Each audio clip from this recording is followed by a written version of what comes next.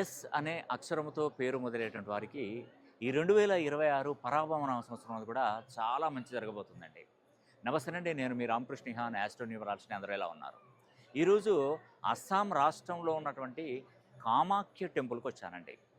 ముఖ్యంగా భారతదేశంలో ఉన్నటువంటి ప్రతి పుణ్యక్షేత్రంతో పాటు మొన్న ఉగాది ముందు 18వ తారీఖు 3వ నెల 2026 బాబా బైద్యనాథ్ జ్యోతిర్లింగ క్షేత్రాన్ని దర్శించుకొని 12 జ్యోతిర్లింగాలను దర్శించుకొని నా జన్మ ధన్యం చేసుకున్నాను.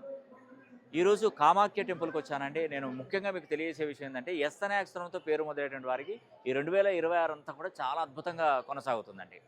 మంచి భవిష్యత్తు ఉంటుందండి. నేను దానిలో ఎటువంటి సందేహం లేదు.